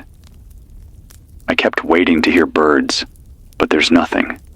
No buzz of flies, no crickets, just the sound of the wind blowing through the empty stalks. I walked for hours without seeing anyone. Around mid-morning, I saw a farmhouse in the distance. The roof was caved in on one side. I thought about checking it, but then I saw movement. 3 people, slow, pulling things out of the barn. I stopped, crouched low, and waited. They never saw me.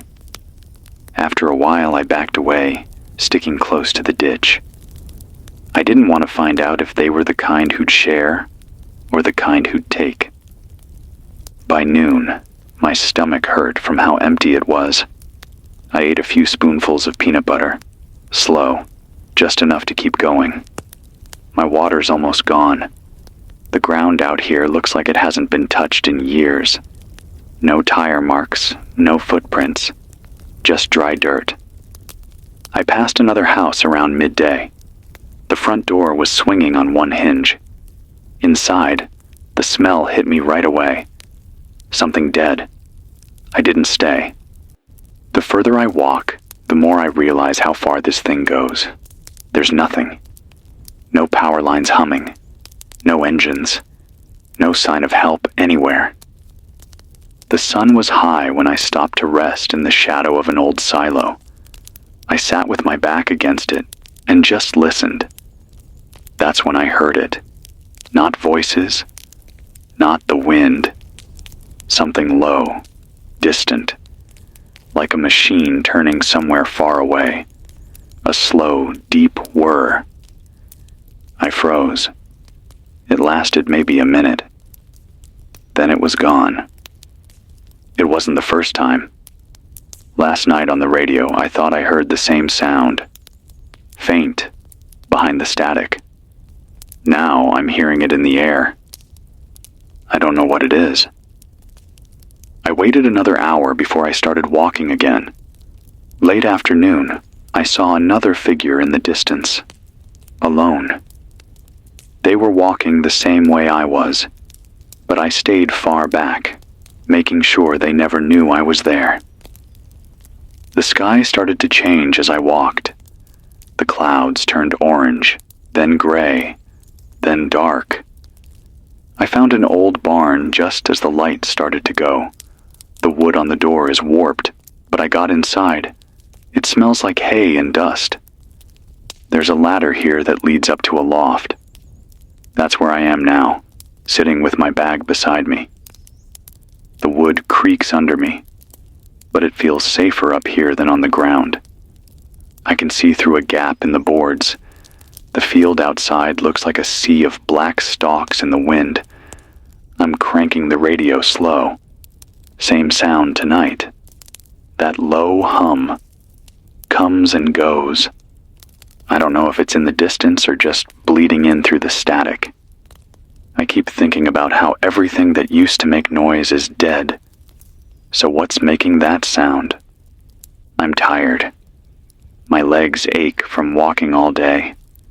My hands ache from holding the crank. Tomorrow I'll keep going. I don't know what's north, but I can't stop now. If you're out there and you can hear this, keep moving. And if you hear that hum, trust your gut. I'll talk again when I can. I woke up before the sun again. The barn was colder than it had been when I lay down. My hands were stiff, my legs cramped from curling up on these boards. For a moment, I thought I'd heard something moving outside, but when I held still, there was nothing but the stalks brushing together in the wind. I left as soon as there was a thin gray edge on the horizon. I didn't want to stay in one place long enough for anyone else to find me. The road north from here is almost gone. It turns into dirt and stones, more ditch than road. The fields on both sides stretch out so far you can't see where they end. Everything is dry, the earth cracked open like old paint. There's a water tower out here. You can see it from a long way off. It's rusted, the paint peeled down to bare metal, but it's the first tall thing I've seen since leaving the city. I walked straight to it because I wanted to see as far as I could. The ladder was cold under my hands. Every step up creaked and groaned, but it held. When I got to the top, I pressed myself against the metal and just looked. From up there, everything feels even more empty. Miles and miles of dead fields. Here and there you can see the skeletons of houses, barns with their roofs caved in, long gray strips that used to be roads, and smoke, thin trails of it, far away to the north, 3 of them, straight lines reaching up into the sky. It's the first sign of anything that's not dead that I've seen in days. I stayed up there for a long time, trying to decide if smoke means people I can trust or people I should avoid. The wind was sharp up there, but clean. For a moment, I almost felt like I could breathe. Coming down felt worse. Every step back down the ladder made my stomach twist. I I sat at the bottom and drank the last of the clean water I had left. The bottle's empty now. By midday, I found another stream. This one was clearer than the last, moving fast over rocks. I filled both bottles. I'll strain it later. I kept walking until the sun was high. The sky out here feels bigger. It makes you feel smaller than you already do. Around early afternoon, I found a cluster of 3 houses together, all of them with doors still shut. I checked the first one. Nothing. Just dust and an overturned chair. In the second one, I found a cupboard with 3 cans inside. The labels were faded, but they looked sealed. I put them in my bag without thinking. I didn't open the third house. Something about it felt wrong. The curtains were moving, like someone was inside watching. I didn't stay. The more north I go, the less I see of people. But the feeling of being watched hasn't left. Late afternoon, the hum came back, louder this time. I was walking down the dirt road when it started. A low sound, steady, not the wind. It moved, slow, like it was circling somewhere out of sight. I crouched in the ditch and held still. I couldn't see anything, just the sound, rolling in and out, almost like it was above me, then gone. It left as slow as it came. I don't know if I'm hearing a machine or something else entirely. Tonight, I'm staying in a farmhouse. The roof leaks, and the floor smells like old wood, but it's better than being outside. I've pushed a dresser against the front door and blocked the back with a table. I'm in a small room upstairs with a window that faces north. I can see those thin smoke trails in the distance even now, dark against the gray sky. I keep turning the crank, slow, listening. The hum is there tonight too, comes and goes. Sometimes I think I hear words hidden under it, but maybe that's just me wanting to hear something. My food's low. My legs ache. My head hurts from thinking too much. But I can't stop now. Tomorrow I'll try to get closer to the smoke. I don't know who's out there, but it's something. And something is better than nothing. If you can hear this, I'm still here. Still moving north. I started walking before the sun was even up. The sky was a flat sheet of gray, the kind of morning where you can't tell where the land ends and the clouds begin. Everything looked the same in every direction except for that thin line of smoke way out ahead of me. I'm closer to it now. Still far, but closer. The roads out here are nothing. Just dirt that crumbles under your feet and sticks in your shoes. My legs feel heavy all the time now. My shoulder burns from the strap of the bag. Every mile north, the houses are fewer and farther apart. You can walk for an hour without seeing a roof. Just fields. Empty, colorless fields. I thought maybe the land would feel safer out here, but it doesn't. It feels wide open. It feels like there's nowhere to hide if something decides to look for you. Around mid-morning, I saw something new. Tracks. Wide, deep ruts in the dirt, like something heavy had been dragged or rolled through here. Too wide for a car. And whatever made them went the same way I'm going. I crouched down and touched them. The dirt was hard around the edges, soft in the middle. Not fresh, but not old either. Maybe a day or two. That means something big came this way, something that's still moving. I followed them for a while, but stayed far to the side. The smoke trails are thicker today. The closer I get, the more of them I see. 4 now. 4 dark lines curling up into the sky. Around noon, I heard something. Not voices, not engines. Something else. It started as that same low hum I've been hearing for days, but now it was deeper, louder. It came from the ground, like the dirt itself was shaking. I crouched low, waiting, and I felt it through my boots. It lasted maybe 3 minutes. Then it faded, leaving everything even more silent than before. I stayed there a long time, crouched in the weeds, trying to listen for it again. I didn't eat until late afternoon. I opened one of the cans I found yesterday. It was beans. Cold, but I didn't care. I ate slow, saving half. By then, the sun was sinking. The sky turned orange and then went dull. I was still following those tracks when I saw movement ahead. Far away, just dark shapes on the horizon. I dropped into the ditch and stayed down. From where I was, it looked like at least 10 people, maybe more.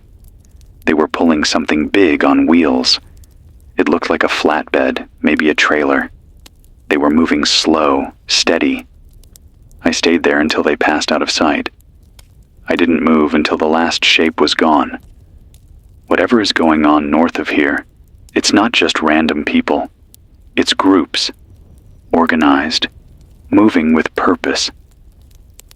I kept walking until the light started to fade, but I didn't get too close to where I saw them.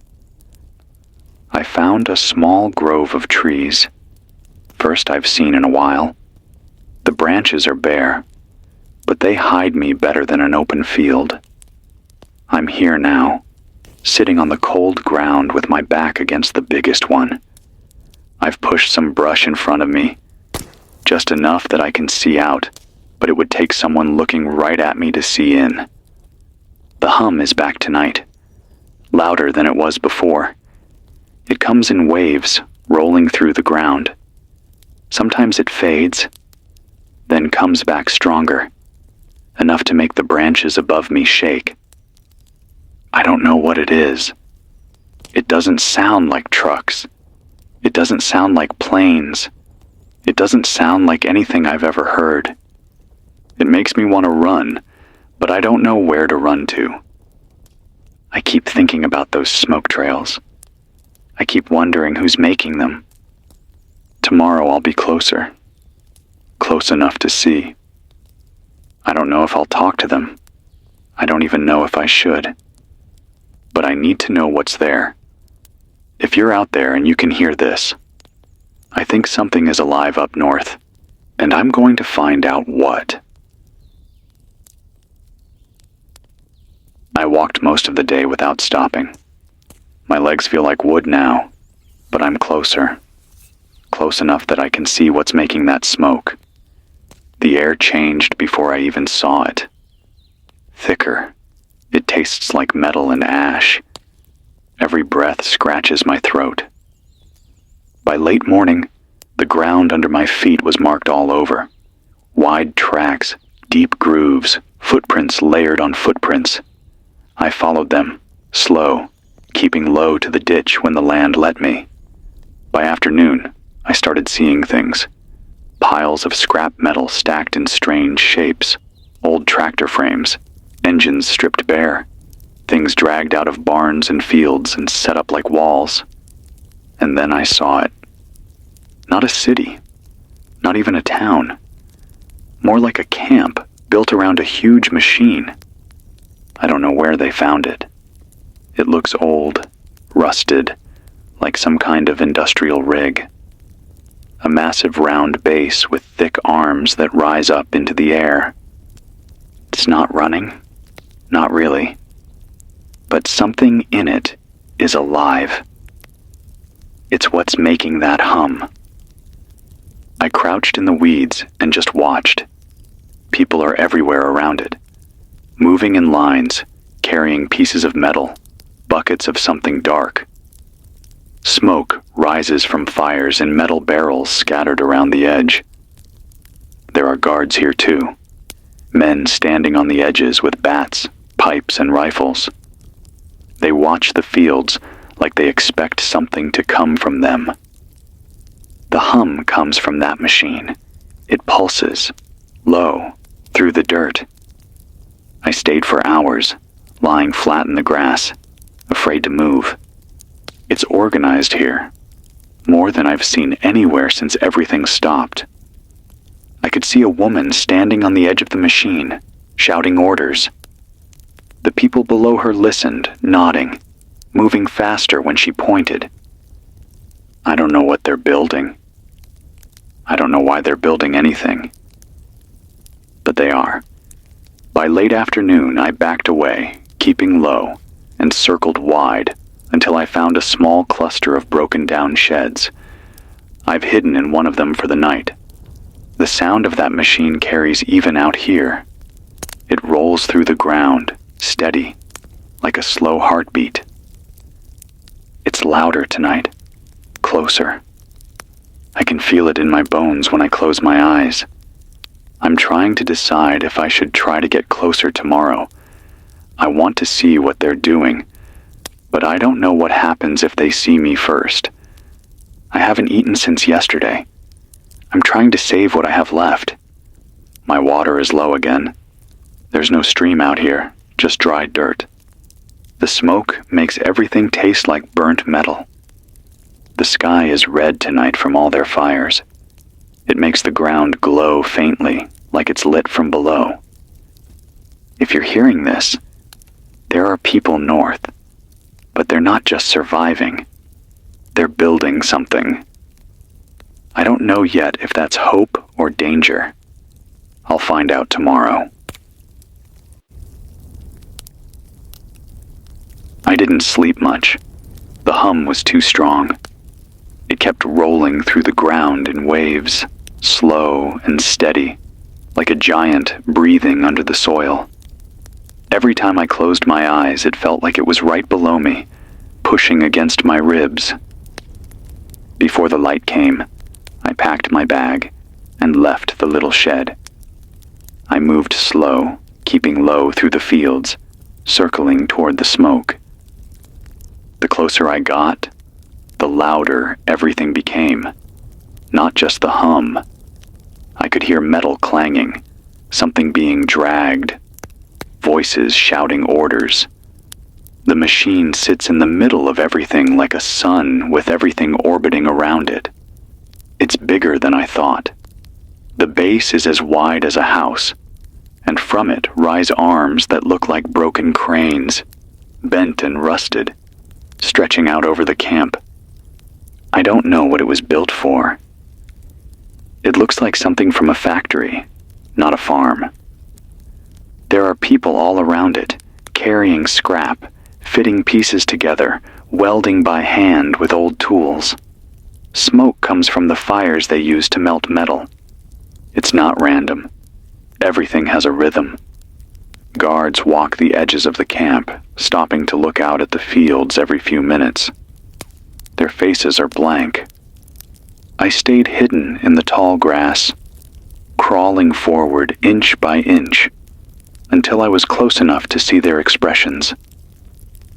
I don't think they're just trying to survive. They're working like they've got a plan. I saw children too.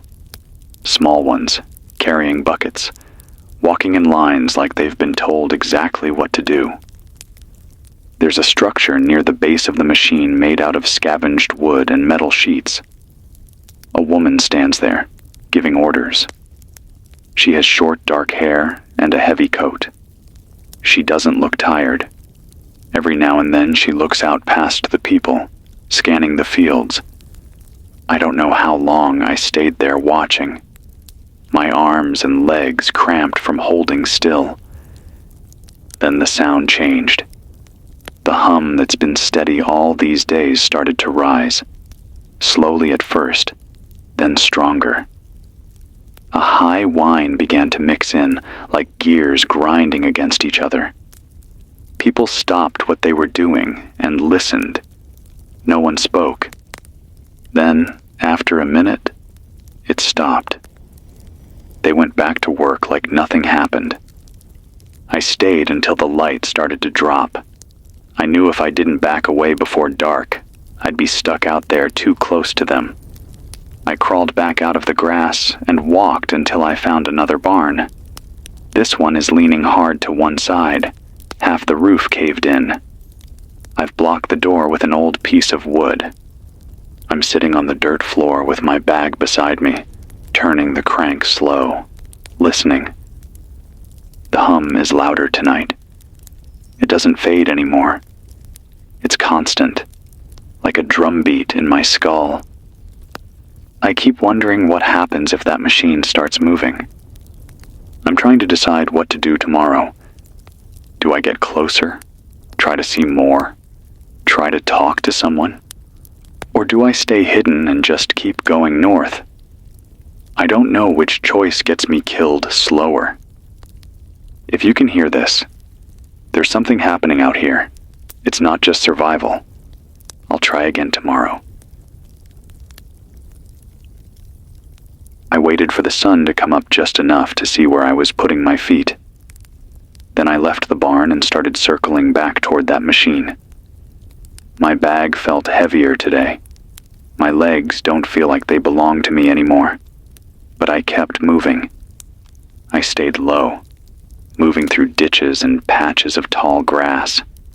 Every time I heard a shout or metal clanging, I froze. The closer I got, the louder the hum became. It's so steady now that I can feel it in my teeth. I crawled up behind an old combine that's been left to rust in the field. From there, I could see almost the whole camp. People move like ants here. Every single one of them has a job. They carry metal and wood to the base of the machine. They bring water in buckets. They push carts with things piled so high they can barely see. I lay there for hours just watching, barely breathing. For the first time, I could hear what they were saying. Not everything, but enough. They keep calling it something. The core. That's what they call that machine. I heard one man say, "The core's ready for the next run." Another said, "Keep feeding the core." A woman walked past, handing out orders, telling people to guard the core. I don't know what that means. I can't tell if they're fixing it or if they're making it into something new. Every so often, that grinding sound starts again, high and sharp, cutting through the hum like a knife. When it does, everything stops. Every person stands still and listens. Then it fades, and they move again. I don't know what that sound is, but I can't get it out of my head. It feels like it crawls under your skin. I tried to count how many people are in the camp. I lost track after 50. There are more than that. There are children too. Not just a few, dozens. Some of them look so small they can barely carry the buckets they're given. I saw someone today who didn't look like the others. A man in a coat that looked military. Torn up, dirty, but still with patches on it. He didn't speak to anyone. He just walked around the machine, staring at it. I wonder if he's the one who started this. As the sun started to drop, the grinding sound came again, louder than before. It went on longer this time, long enough that I had to put my hands over my ears. Even then, I could feel it in my chest. When it stopped, no one moved for a full minute. Then the woman with the short hair shouted something, and they all went back to work. I crawled back the way I came, slow, careful, until I was far enough that the guards wouldn't see me. I didn't stop moving until I found a ditch deep enough to hide in. I'm here now, crouched in the cold dirt with the bag pressed to my chest. It's almost dark. The hum hasn't stopped. It rolls through the ground like it's alive. I don't know what they're doing. I don't know if I should stay to find out. Part of me wants to keep going north, past them, and not look back. But another part wants to know why they're building anything when the whole world is dead. I'll decide in the morning. I don't think I can sleep with that sound in my head. If you can hear me, they call it the core, and it's changing the air out here. I woke up to that sound. I don't even know if I slept or if I just drifted off for an hour with my eyes open. The hum never stopped through the night. It rolled through the ground like a slow heartbeat, and every so often the grinding came with it, sharp and high, enough to make my teeth hurt. I sat there in the ditch, watching the sky turn from black to gray, and I decided I had to see closer. I had to know what this is before I move on. I left the bag behind a log, just enough to keep it out of sight, and I went low through the weeds. My hands and knees are raw from crawling. It took me most of the morning to get close. I stopped a dozen times when the guards turned their heads, waiting until they looked away again. By noon, I was almost at the edge of the camp. From here, I can see their faces clear, dirt-streaked, hollow-eyed, but calm. Not the kind of calm that comes from safety. It's like they've given everything over to whatever that machine is. I lay there in the grass so close I could hear what they were saying. "The core's almost ready," someone said. "Once it turns, everything changes," another voice said. The woman in the heavy coat walked past, talking to the man in the torn military jacket. "We just need one more day," she told him. "Tomorrow the first cycle begins." I don't know what she meant. The machine itself is like nothing I've seen. Close up, you can see wires and old pipes snaking into the dirt. The metal is rusted, but it's alive, vibrating with every hum. When the grinding starts, pieces of it shift. Not much, just an inch here and there, like it's trying to move, but something's holding it back. I don't know if they're building something, or if they found something and are trying to wake it up. I stayed until my arms started to shake from holding myself still. Then I heard something I'll never forget.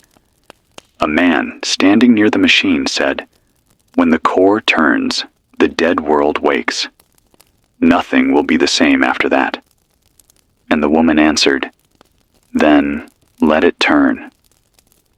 The grinding came back right then. The loudest I've heard it. It went on, like metal tearing itself apart, until my head felt like it was splitting. Even the guards covered their ears. And then it stopped, leaving only the hum. I backed out as slow as I came. Every step away felt like pulling myself out of a current. I got my bag and walked until I couldn't hear their voices anymore, just that endless hum. I don't know if I can stay here another night. They said tomorrow. Tomorrow the first cycle begins. I don't know what that means, but I don't think I want to be close when it happens. I'm sitting now in another field, far enough that I can't see them, but the sound still comes through the dirt. I think I'm going to leave at first light, go wider north, keep to the fields until I'm past them. I want to know what happens. I want to know if they're right, if they can turn this dead world back on. But I don't trust them. If anyone hears this, there's something coming. They believe it. And after today, I believe something too. I left before the sky even thought about turning gray. No food, no water, no sound except for that hum under my feet. The ground was shaking all night. It wasn't like before. This time it never stopped. Not once. Every inch of dirt felt alive, like there was something huge turning far beneath it. When the grinding came, It didn't fade away quick. It dragged on for minutes at a time, like something trying to claw its way out. I lay awake in the field, listening to it, waiting. When the first faint light came over the flat land, I got up, tightened my bag, and started to walk. I kept to the wide curve east, as far as I dared without losing the line of where the smoke rises. The whole time I walked, I could see that machine in the distance like a black skeleton. It was glowing now. Not much, just a faint light deep in the middle of it. I've been staring at that thing for days, and this is the first time I've seen it do that. Even far from them, I could hear people shouting, orders. Every few minutes, the grinding rose up again, and with each rise, the glow pulsed a little brighter. I didn't stop. I didn't even crouch down this time. I just walked fast, head low, feeling like something in that machine could see me if I turned around. After a few hours, I left their land behind. The sound faded, but it didn't disappear. The hum follows you. I don't think it ever really leaves. Around midday, I found another stream. The water was shallow, but I filled the bottles anyway. My throat hurt from how dry the air has been. The land out here looks wrong. The grass is dead and stiff. The trees are gray like someone sucked the color out of them. When the wind moves through them, they don't even sound alive. Just dry sticks clacking together. The sun was high when I stopped in the shadow of a broken windmill. The blades above me aren't moving. They're rusted in place. I thought I was far enough away, but when I sat there, I still felt the hum in my chest. I ate the last of the peanut butter. That's it. 1 can of beans and a handful of dry rice left. I started walking again in the afternoon. The land started to roll a little here. Not hills, just uneven ground. Makes it harder to see far. The smoke from the camp behind me is still visible when I look back. But when I turn north, I see something new. More smoke. Fainter. Maybe another group. Maybe a town. It's miles away, but I can see it through the haze. That's where I'm going now. The sun is going down. The sky is turning gold, and then gray again. I'm sitting in a ditch right now while I crank this thing. My hands are stiff from the cold. I'm looking up at a sky that looks bigger than it ever has. I can still hear the hum from the camp behind me. I don't think I'll ever stop hearing it. I don't know what they'll do when the first cycle begins. I don't want to be close enough to find out. Tomorrow, I'll get closer to that new smoke. If anyone hears this, there's more out here. It's not just one camp. Something is spreading, and I think whatever's in the ground woke up before any of us did. I'm sitting out in the open tonight because there's nothing else to hide behind. No barns, no broken houses, no trees thick enough to stand between me and the sky. Just a ditch and the dirt. The cold out here feels different. It bites harder without walls. I've wrapped my coat around my head so the wind doesn't get into my ears. I thought leaving the core behind would mean leaving the sound too, but I was wrong.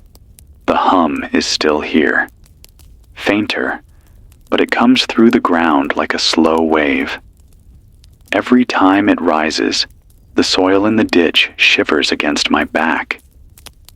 It makes me feel like the land itself isn't steady anymore. The grinding hasn't stopped. Even this far away, I can hear it faint. It starts low, climbs high, then falls like metal snapping apart. I think about those people back there, standing close to it all night. I don't know how they're not losing their minds from the noise. I've been staring north. The new smoke I saw earlier is still there. A thin gray smear across the sky. No flicker of fire yet. Just the smoke. I keep thinking about how the core looked when it started to glow. It didn't look like firelight. It was colder. It made the edges of the metal shine like ice. I wonder if that glow is still there right now. I lay down flat and stared at the stars for a while. There's no sound but the hum. The sky is so wide it feels like it's leaning over me. The world feels hollow. I must have dozed for a little while because when I opened my eyes again, the stars had shifted and the air felt heavier. I thought at first that I was dreaming, but then I realized the ground was shaking more than before. The hum has grown stronger, even this far out. It comes in long rolls that make the dirt tremble. There's a sound on top of it now, faint, like a low rumble. It comes from deep under the ground. I can't tell if it's moving closer or if the core is just louder than it was yesterday. I keep thinking about what they said back there. Tomorrow the first cycle begins. Maybe it started already. I'm lying here, my hand on the dirt, and it feels like something under there is pushing back. I don't know what's happening. I'm going to stay here until the sky starts to turn. Then I'll move. I don't like staying in the open, but there's nothing else to do. Tomorrow I'll try to get closer to the new smoke. If there's another group up ahead, maybe I can see what they're doing. I don't know if I want to find another core. I don't know if I could take hearing that sound again, louder than this. If you're hearing this, the ground isn't quiet anymore. It's alive, and it's getting worse every hour. I didn't sleep.